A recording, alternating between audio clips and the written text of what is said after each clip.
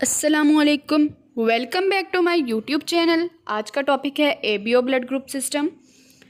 ABO blood group system basically एक major blood group system है। हमारे ब्लड ग्रुप सिस्टम्स में 30 मेजर ब्लड ग्रुप सिस्टम्स हैं और 100 माइनर ब्लड ग्रुप सिस्टम्स हैं ऑलमोस्ट।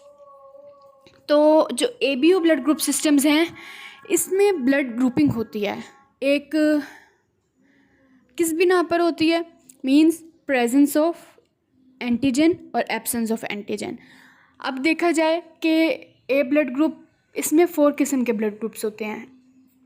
ए blood group, B blood group, O blood group और A B blood group.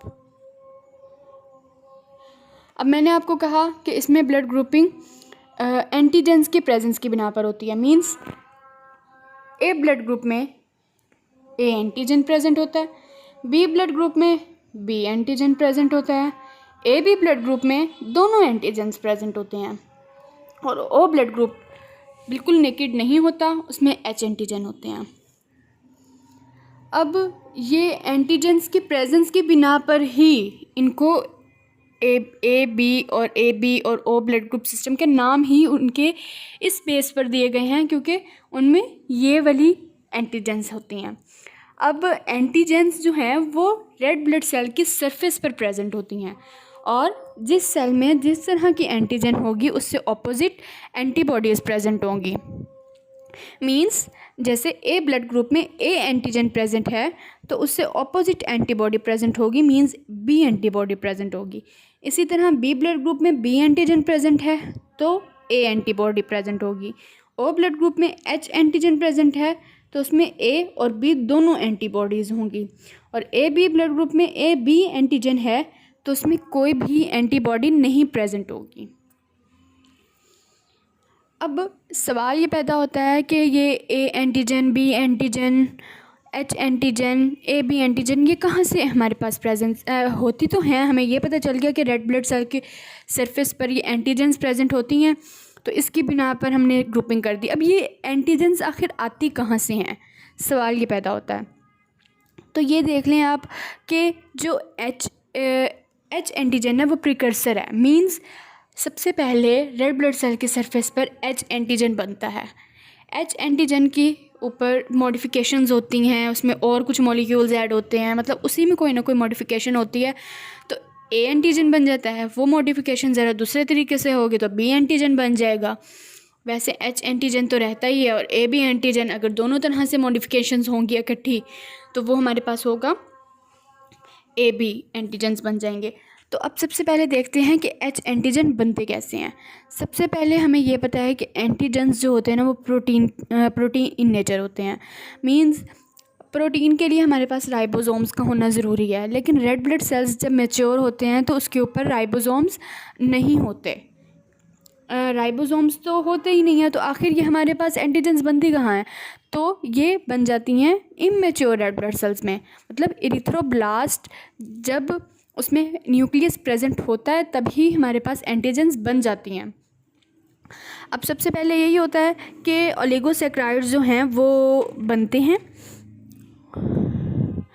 Oligosaccharides जो हैं वो क्या होता है, सबसे पहले कि ओलिगोसैकेराइड जो होते हैं वो रेड ब्लड सेल्स के सरफेस के ऊपर बन जाते हैं।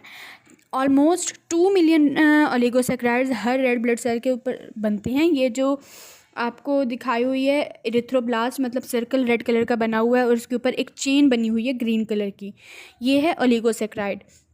ओलिगोसैकेराइड अब क्या होता है, ओलिगोसैकेराइड्स जो होते हैं वो बेसिकली मोनोसैकेराइड्स की चेन होती है। 3 से लेकर 10 यूनिट मोनोसैकेराइड्स होंगे तो एक ओलिगोसैकेराइड का यूनिट बनेगा, तो ये ओलिगोसैकेराइड है। अब ओलिगोसैकेराइड जो होते हैं ये मॉडिफाई होते हैं एक जीन से।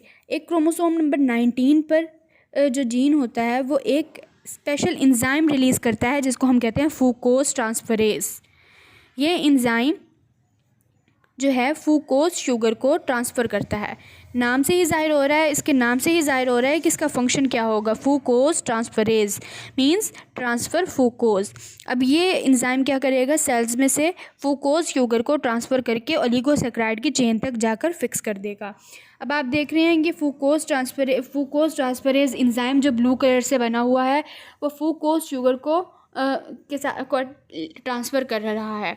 आगे वो देखें आप, फूकोज शुगर जो है वो ओलिगोसैकेराइड के पास लेके जा रहा है। उसके बाद फूकोज शुगर जो है ओलिगोसैकेराइड के साथ अटैच हो गई है। अब आप ये देखें कि एक मॉलिक्यूल बन गया है, एक स्पेशल यूनिट बन गया है, एक कम्प्लेक्स बन गया है, किसका, फूकोज का और ओलिगोसैकेराइड का।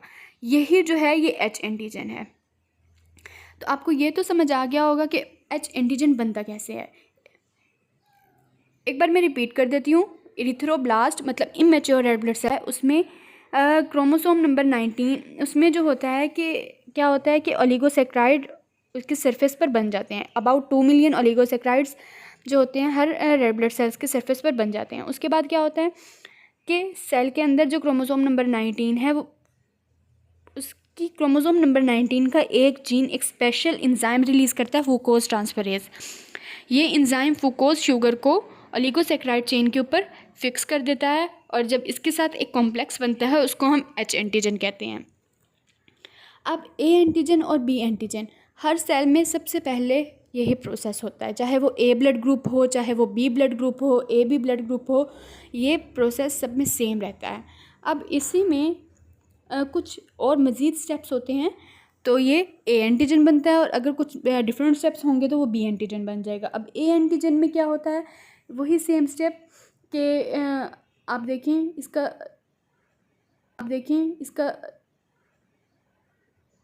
स्टेप देखें। सबसे पहले क्या होगा कि क्रोमोसोम नंबर जो 9 है, क्रोमोसोम नंबर 19 में से सबसे पहले ओलिगोसैकेराइड की चेन बन गई, उसके ऊपर फूकोज जाके अटैच हो जाएगी। उसके बाद क्रोमोसोम नंबर 9 से एक स्पेशल किस्म क्रोमोसोम नंबर 19 का क्रोमोसोम नंबर 9 के gene N acetyl glucose amine transferase ये क्या करेगा, सेल से एन एसिटाइल ग्लूकोज अमाइन को ट्रांसफ़र करेगा ओलिगोसैकेराइड तक।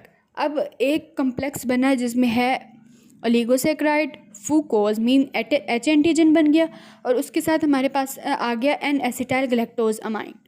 ये तमाम का जो एक कम्प्लेक्स बनेगा उसको हम कहेंगे कि ये ए एंटीजन है। मीन्स इन शॉर्ट टर्म्स आप कह सकते हैं H antigen with N acetyl glucose amine is A antigen.